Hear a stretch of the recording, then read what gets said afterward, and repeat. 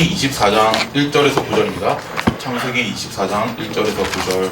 네, 성경책 없으시더라도 앞쪽보다 크게 더 보이는 거 있으십니까? 네, 다 함께 공독하시도록 하겠습니다. 아브라함이 나이가 많아 늙었고 여호와께서 그에게 범사의 복을 주셨더라. 아브라함이 자기 집 모든 소유를 맡은 늙은 종에게 이르되 정하건대 내 허벅지 밑에 내 손을 넣어라. 내가 너에게 하늘의 하나님 땅의 하나님이신 여호와를 가리켜 맹세하게 하노니 너는 내가 거주하는 이 지방 가나안 족속의 딸 중에서 내 아들을 위하여 아내를 택하지 말고 내 고향 내 족속에게로 가서 내 아들 이삭을 위하여 아내를 택하라. 종이 이르되 여자가 나를 따라 이 땅으로 오려고 하지 아니하거든 내가 주인의 아들을 주인이 나오신 땅으로 인도하여 돌아가리이까. 아브라함이 그에게 이르되 내 아들을 그리로 데리고 돌아가지 아니하도록 하라. 하늘의 하나님 여호와께서 나를 내 아버지의 집과 내 고향 땅에서 떠나게 하시고 내게 말씀하시며 내게 맹세하여 이르시기를 이 땅을 내 씨에게 주리라 하셨으니 그가 그 사자를 너보다 앞서 보내실지라. 내가 거기서 내 아들을 위하여 아내를 택하였지니라. 만일 여자가 너를 따라오려고 하지 아니하면 나의 맹세가 너와 상관이 없나니 오직 내 아들을 데리고 그리로 가지 말지니라. 그 종이 이에 그의 주인 아브라함의 허벅지 아래에 손을 넣고 이 일에 대하여 그에게 맹세하였더라. 아멘. 네, 자신 복음화라는 제목으로 신충희 전도사님께서 말씀 기원해 주시도록 하겠습니다.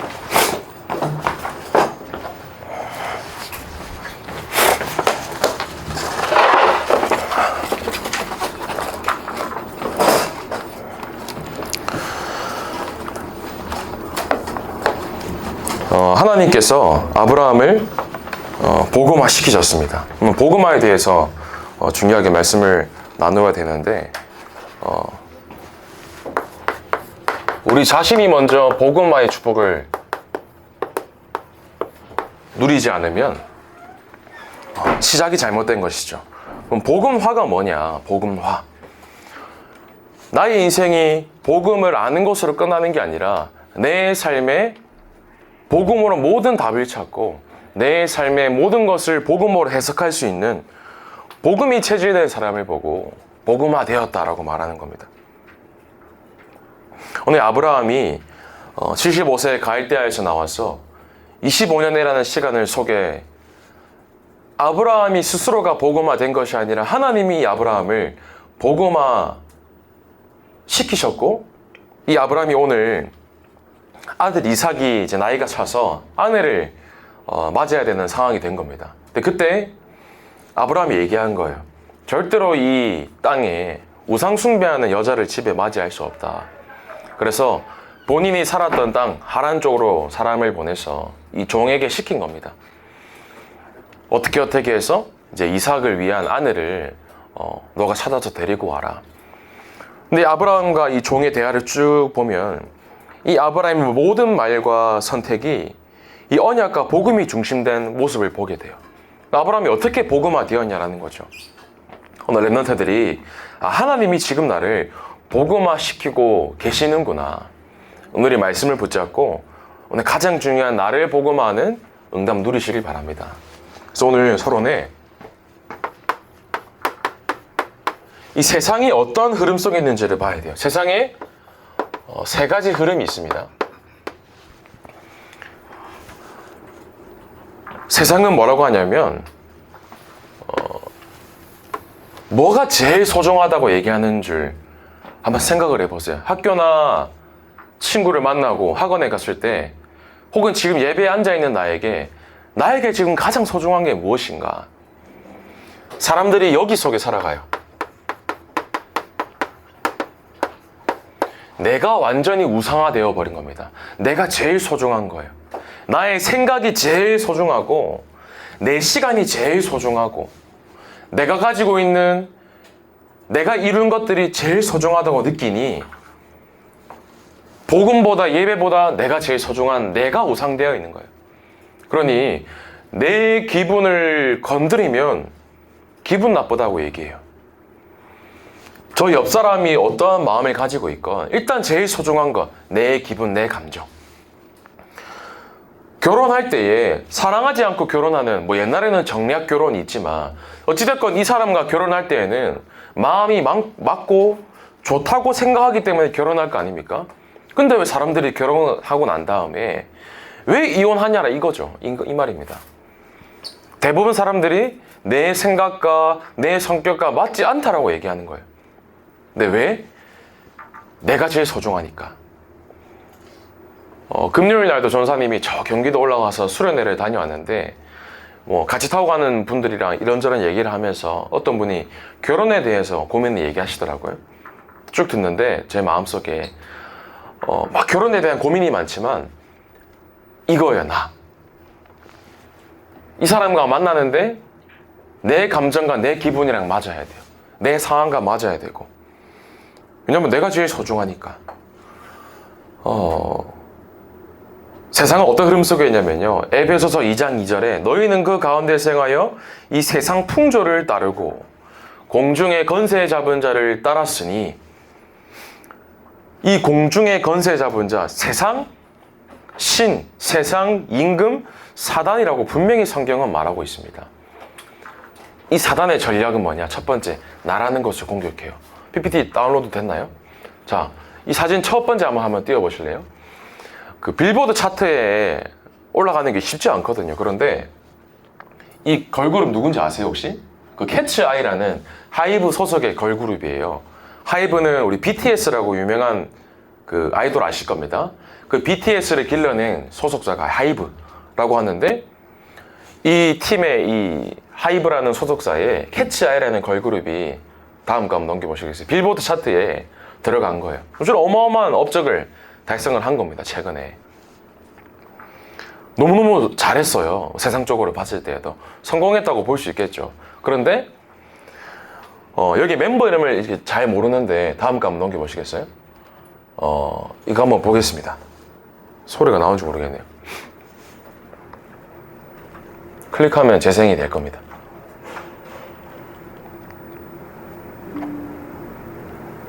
I'm coming out, I'm bisexual.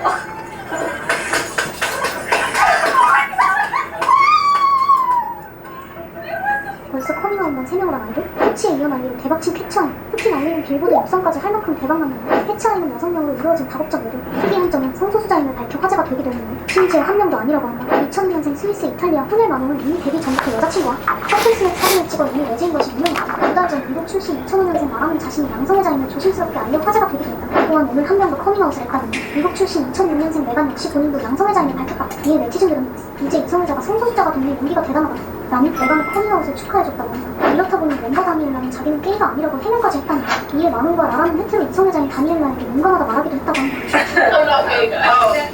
네, 여기까지 보겠습니다. 그룹에 많은 사람들이 있었어요. 그 사진 보니까. 근데 그 중에 멤버 중에 여러 명이 있지만 마농이라는 사람이 있어요. 프랑스 출신의 아이돌인데 데뷔하기 전부터 여자지만 여자친구가 있는 거예요. 여자친구랑 스냅 사진을 찍고 이렇게 연애를 하고 있는 동성애자이겠죠. 또 라라라는 멤버가 있는데 이 라라라는 사람도 자기는 양성애자다. 남자도 좋아하고 여자도 좋아한다. 동성애자라고 이렇게 얘기를 한 거죠. 최근에 보니까 지난주인가요? 얼마 전에 멤버 중에 메간이라는 여자가 있는데 이 사람도 커밍아웃을 한 거예요. 사실 나도 여자를 좋아하고 있다. 팀 안에 3명째 이제 나는 동성애자거나 양성애자다라고 얘기하는데 지금 저는 동성애를 얘기하고 싶은 것도 있겠지만 뭘 얘기하냐면 요거를 얘기해요. 요거. 내가 태어났을 때 생물학적으로 여자지만 내 마음이 여자를 좋아하는데 뭐 내가 좋아하는데 어떡하라고. 사람들이 뭐라고 하는지 아십니까? 여론들이나 댓글들을 보면 정말 깨어있다. 멋있다. 내 생각을 당당하게 얘기할 수 있는 게 너무 멋있다. 그 따르는 청소년들이나 학생들이 뭐라고 하냐면 멋있다라고 하는 거예요. 멋있다고. 사실은 나도 여자를 좋아하는데 부끄러워서 숨기고 있다. 하나님은 하나님의 형상대로 사람을 창조하시고 남자와 여자를 창조하셨어요. 왜 성을 구분해서 지었냐? 하나님의 창조 원리상 남자의 역할과 여자 역할이 나누어져 있는 겁니다. 근데 뭐라고 하냐면 세상은, 사단은 너가 제일 소중하다. 네가 여자로 태어났지만 너가 남자라고 생각하면 네 생각이 중요하기 때문에 네가 남자인 거야. 그게 세상의 문화라는 겁니다.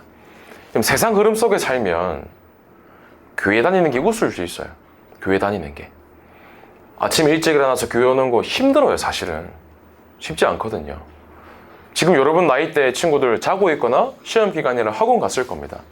심지어 교회 다니는 친구들도 성적이 중요하고 공부가 중요하니까 일단 우선순위가 공부가 되어 있어요. 많은 생각을 해봐야 됩니다. 많은 생각을. 세상 속에 살잖아요. 남들이 열심히 돈 벌러 주일에 가요.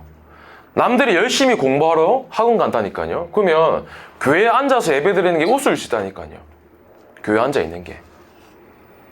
왜 굳이 힘들게 살아야 되냐? 사람들이 비웃기도 해요. 아니 열심히 돈 벌어서 왜 교회에 네 시간 바치고, 왜 열심히 돈 벌어서 교회에다가 헌금하고, 왜 공부 안 하고 교회 가서 예배 드리냐? 친구들을 보고 사람들을 보면 맞는 것 같은데? 내가 좀 뒤처진 것 같고 뭔가 지금 잘못된 거 아닌가? 내가 이상하게 느껴주시다니까요. 그게 세상의 흐름이라는 겁니다. 왜? 내가 제일 소중하니까. 내가 잘 돼야 되니까. 그럼 여러분에게 잘 되는 게 뭡니까? 내가 성공하는 게 뭐예요? 열심히 이렇게 해서 좋은 대학 가는 거?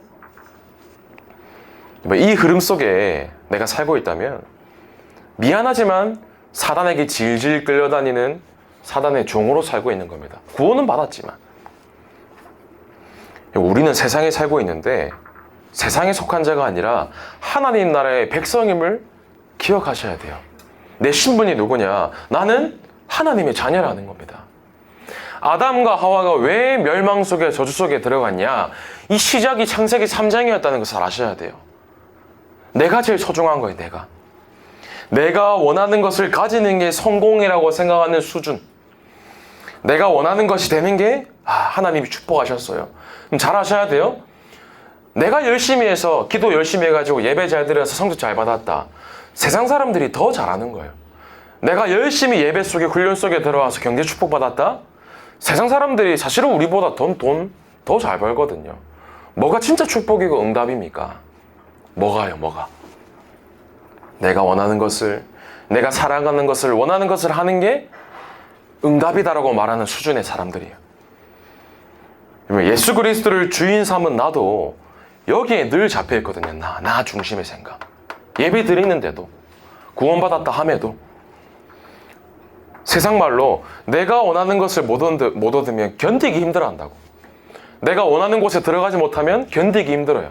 근데 내 주변의 친구는 자살로 고민하고 있고, 내 주변의 직장 사람은 창세기 3장에 완전 빠져서 저주 가운데 살아가는데, 이 사람이 죽는 것과 전도 안 되는 건 별로 안 슬퍼요.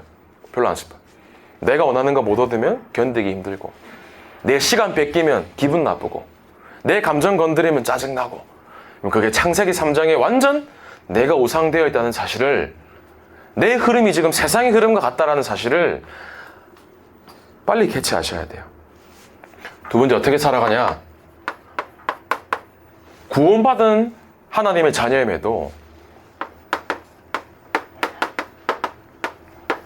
복음이 종교화되어 버린 겁니다. 복음이.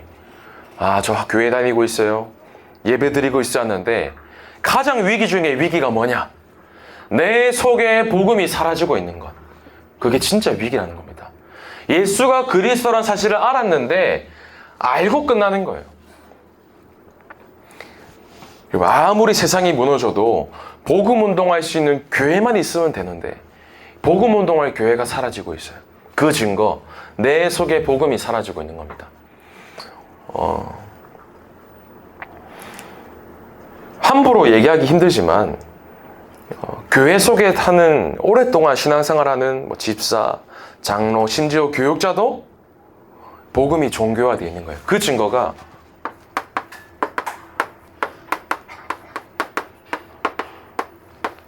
교회가 세상처럼 세속화되어 버린, 뭐라고 얘기하는 줄 압니까? 긍정의 힘이라고 유명한 책을 쓴 목사님이 계세요. 너가 긍정적으로 생각하면 다 할 수 있어. 그 교회는 미국에서 3번째로 큰 교회인데도 사단 얘기 안 합니다. 왜? 사람들이 기분 나빠하니까. 사단 얘기, 뭐 악령 얘기 전혀 하지 않아요. 긍정적인 얘기만 합니다. 할 수 있어. 예배 드리고 찬양하면서 할 수 있다고 외쳐봐. 사람들이 막 몰려요. 교회가 주일날만 평일에만 한 6만에서 7만 명이 모이는 교회니까 어마어마하죠. 근데 뭐가 빠져있냐? 원색적인 복음이 빠져있는 거예요. 세상의 지식, 사상, 프로그램, 마케팅, 경영, 교회가 꽉 차 있는 겁니다. 복음이 종교화되고 교회가 세속화되어 버리고. 그럼 교회는 잘 아셔야 돼요. 교회는 세상이 좋아하는 교회가 되면 안 됩니다. 교회 와가지고 막 재밌는 거 하고 즐거운 것 하고 좋은 것 같지만 교회는 세상이 좋아하는 것 하면 안 돼요. 교회는 세상을 살리는 교회가 돼야 돼요. 우리가 교회에 와서도 세상이 원하는 것, 세상이 중요한 것이 우선시 된다. 그럼 사실은 그게 세속화되어 있는 거죠. 교회는 복음, 말씀, 기도, 전도가 살아있어야 돼요. 여러분 삶 속에 기도의 응답이 있습니까? 기도 응답? 한 분이 물어보더라고요. 전사님은 기도하면 응답 받으세요? 쭉 포럼하는데 본인은 기도하는데 응답이 없대요. 근데 가만 들어보니 응답의 기준이 다른 겁니다. 근데 여기 내가 앉아있는데 전사님 이거 내가 다 아는 얘기. 창세기 3장, 복음. 나 다 아는 얘기인데 그럼 진짜 아십니까? 내가 진짜 만약에 이 복음을 누리고 있고 내 삶에 응답이 있다는 기준이 뭐냐면 내가 진짜 이 그리스도가 나의 주인이고 복음으로 답이 내려진다면 정상적인 사람은 내 삶을 통하여서 현장에 생명이 살아나게 돼 있어요. 근데 내 삶에 생명운동과 전혀 관계없고 뭐 전도는 아무 뭐 응답도 없고 사실은 그 사람의 인생 복음을 아는 것처럼 보이지만 사실은 복음 하나도 아는 거지 아는 것이 아니라는 거예요. 내 삶에 기도 응답이 진짜 있는가? 그래서 오늘 첫 번째입니다. 나를 복음화시키기 바랍니다. 나를. 렘넌트 때에 나를 복음화시키지 못한다면 나는 지금 종교화의 흐름 속에 들어가고 있어요. 우리 주변에 복음을 아는 사람은 너무 많지만 복음화된 사람은 없다라는 겁니다. 많은 사람들이 과거의 상처와 과거의 각인 속에 살아가요. 많은 사람들이 현재의 어려움 속에 고민하며 살아갑니다. 많은 사람들이 미래의 불안 속에 답이 없어서 살아가요. 미래가 당장 불안합니다. 오늘의 문제를 보니 빨리 내 머리 쓰고 문제 해결해야 되겠거든요. 그러니 이 속에 들어가는 거예요. 이 흐름 속에, 세상의 정확한 세 가지 흐름 속에. 그런데 내 삶에 진짜 복음이 누려지고 내 삶의 창세기 3장이 뭔지를 알게 되면 보는 눈이 달라지게 돼요. 아브라함이 갈대아 75년의 삶이 우상숭배 가문 속에 내게 왜 복음이 필요한지 이 복음화의 이유를 발견하는 시간이었어요. 왜 그리스도가 아니면 안 되는지 내 삶의 모습을 보고. 창세기 1장부터 3장까지 보면 왜 복음이 아니면 안 되는지 왜 그리스도가 아니면 안 되는지 모든 답이 거기 나와 있어요. 창세기 1장에 하나님의 형상으로 지음받은 인간의 모습. 그러나 사단에게 속아서 하나님을 떠나는 불순종하는 죄를 인간이 짓게 된 겁니다.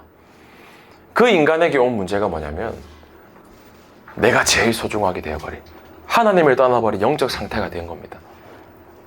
그런데 이 문제 속에 고통 속에 죽을 수밖에 없는 인간에게 창세기 3장 15절에 여자의 후손이신 메시아를 내가 보내겠다. 보세요.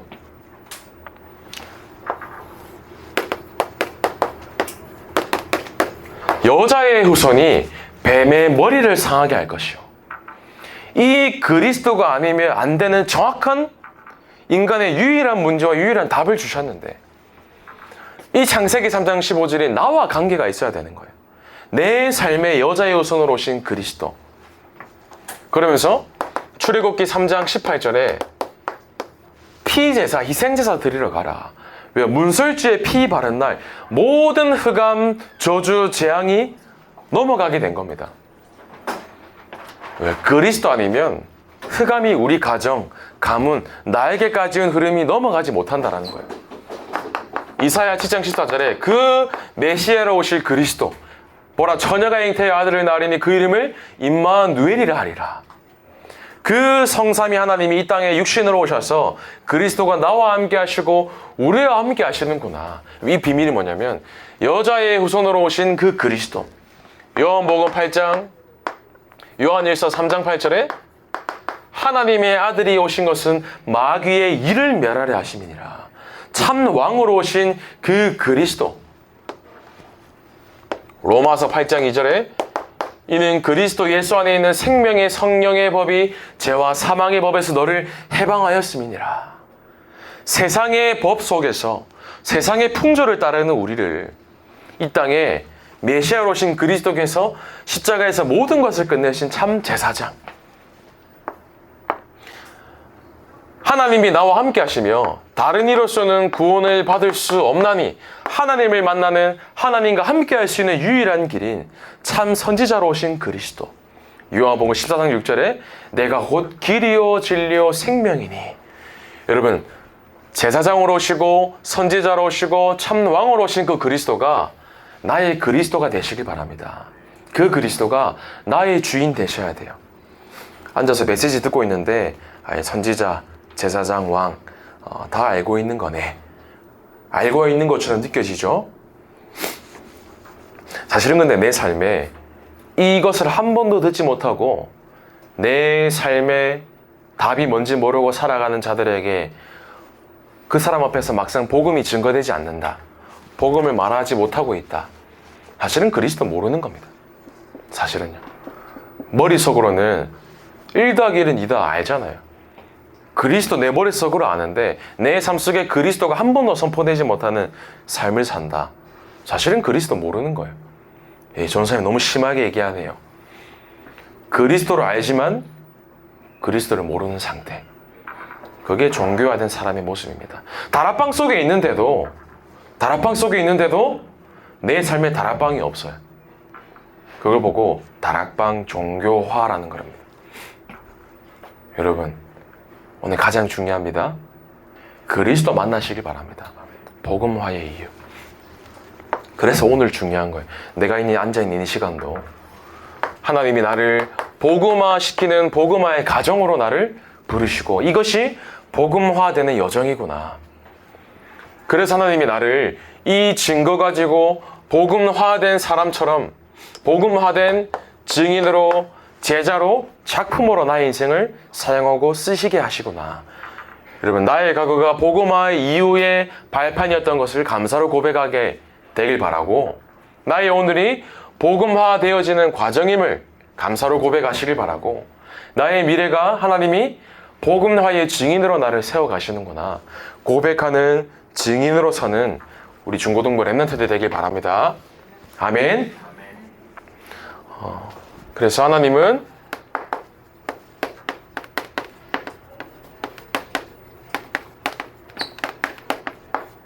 여러분을 복음화된 한 사람으로 부르셨고 나를 복음화된 증인으로 우리를 부르신 겁니다. 그래서 오늘 점검해야 될 가장 첫 번째예요.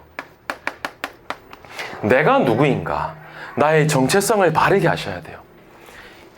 예수님께서 마가복음 3장 13절에서 15절에 제자들을 부르시는데 예수님께서 제자들을 부르실 때 원하시는 자들을 부르시니 나오는지라. 내가 구원받았고 내가 이 자리에 나와 있는 것처럼 보이지만 하나님이 나를 원하셔서 부르셨다는 정체성을 아셔야 돼요. 하나님이 나를 원해서 부르셨구나. 예수님은 한 번도 목사를 세운 적이 없어요. 예수님은 한 번도 장로라는 직분을 세운 적이 없습니다. 예수님이 어떤 직분자를 남기신 게 아니라 예수님은 제자를 남기시고 가셨어요. 누구냐? 여러분들이 제자라는 겁니다.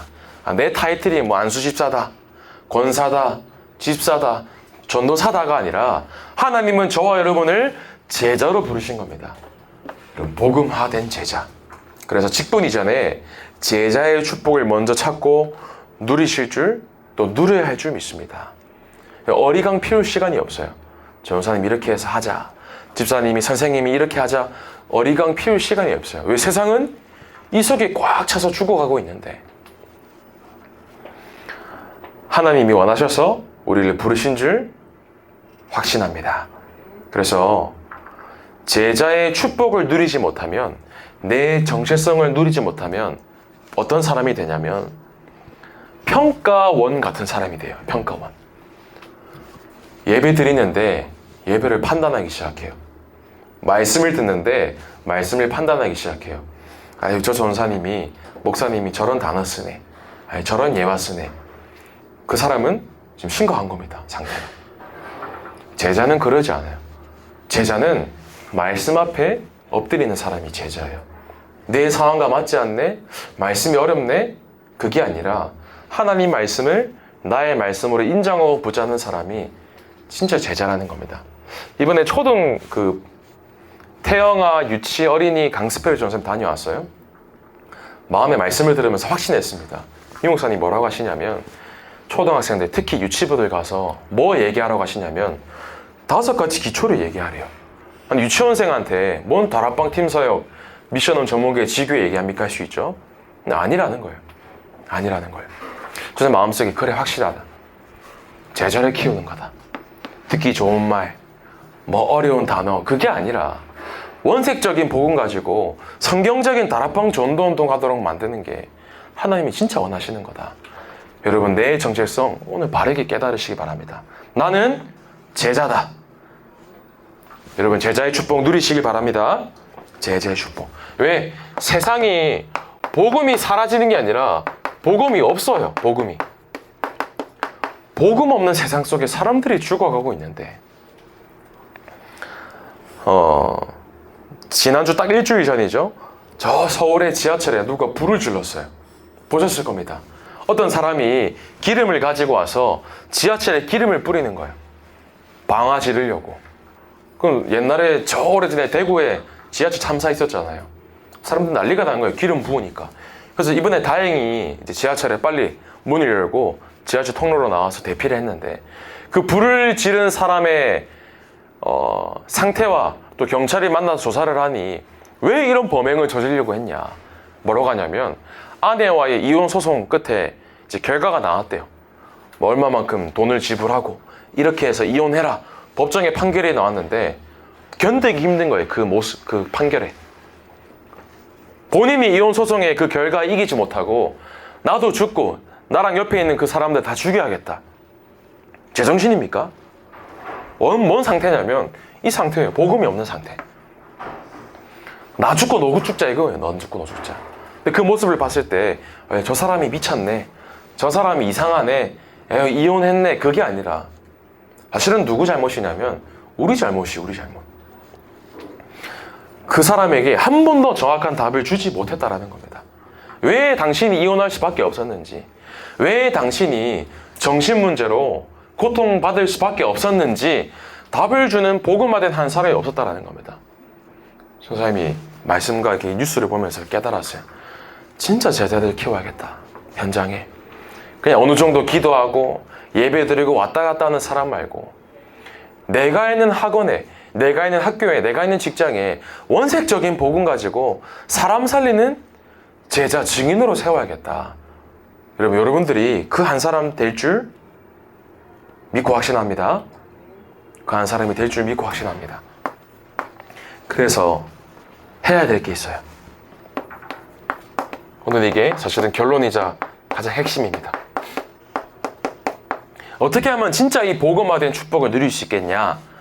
제한된 집중 속에 들어가야 돼요. 그리스도라는 단어를 들었을 때에 현장을 통해 확인할 수 있어야 됩니다. 그리스도 이름의 능력이 얼마나 대단한지. 지난주 우리 남주 집사님 저와 함께 봤잖아요. 주일 2부 마치고 한 분과 찬양하고 기도하는데, 선지자, 제사장, 왕 기도하는데 이분은 소리 지르는 거예요. 막 견디기 힘들어서.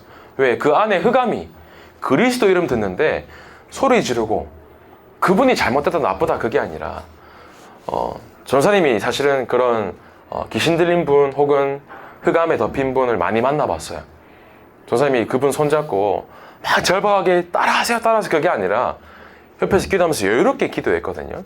근데 저는 옆에서 봤을 때 저 전사님 왜 이렇게 뭐 편안한가, 아니면 왜 이렇게 뭐 혼자 그러나 할 수 있지만 마음속에 이분의 이 과정이구나, 편안하게 기도했어요. 하나님, 이분을 복음화의 증인으로 세워가시네요.